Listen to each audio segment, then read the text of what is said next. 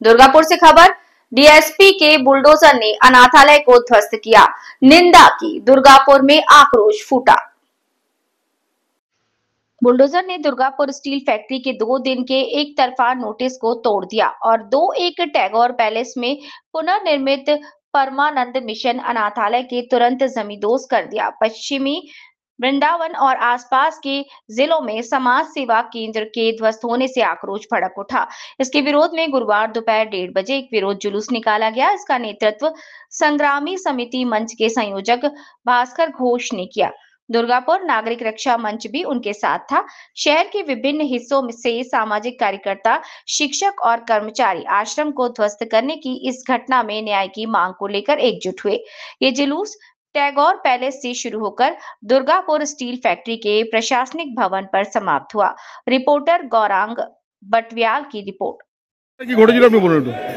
ঘটনাটা হচ্ছে এটা 99 ইয়ার্সের লিজে নেওয়া ডিএসপির কাছ থেকে একটা কোয়ার্টার, যেখানে পরমানন্দ মিশন বনগ্রাম পূর্ব বর্ধমান তাদের একটা অনাথ আশ্রমের শাখা আশ্রম এখানে হচ্ছিল। আমি আশ্রমের ভক্ত হিসেবে ভাস্কর ঘোষ, সংগ্রামী যৌথ মঞ্চের একজন রাজ্য আহ্বায়ক, এই সরকারের নীতির বিরুদ্ধে বিগত 3 বছর ধরে লড়াই করে চলেছি। এখন আমার এখানে উপস্থিতি এবং এটা বলতে গেলে এটা আমরাই তৈরি করছি, আমি আমার স্বামী স্ত্রী মিলে, সেই উপস্থিতির শাসকের রোষানলে করার এটা কারণ আর তাহলে আদপে একটা আশ্রম তৈরি হয়েছে অনাথ বাচ্চাদের মানুষ করার ব্যাপার, সেখানে যোগের ক্লাস হবে, সেখানে আয়ুর্বেদিক চিকিৎসার কেন্দ্র হবে, তার উপর আর রোজ থাকার কোনো জায়গা কিছু নেই। এরকম কয়েকশো আশ্রম দুর্গাপুর জুড়ে আছে এবং ডিএসপির জায়গাতেই আছে।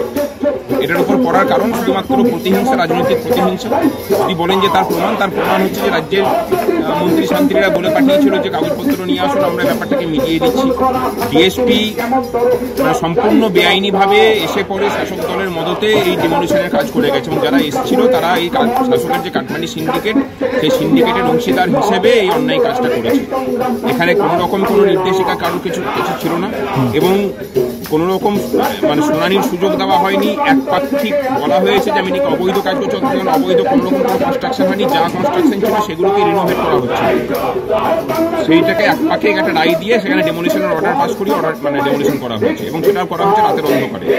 আমাকে 12 সেপ্টেম্বর চিঠি দিয়ে বলা হচ্ছে 15 সেপ্টেম্বর তুমি এসে তোমাকে শুনানি করতে হবে। সেই চিঠি আমাকে দেওয়া হচ্ছে 9 অক্টোবর। আমি তার উত্তর পাঠাচ্ছি, সেই চিঠি ওদের কাছে পৌঁছেছে 22 অক্টোবর।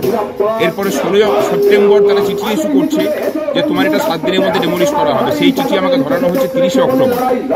31 অক্টোবর সন্ধ্যেবেলায় এসে বুলডোজার চালানো হচ্ছে। এই যে অগণতান্ত্রিক এবং বেআইনি একটা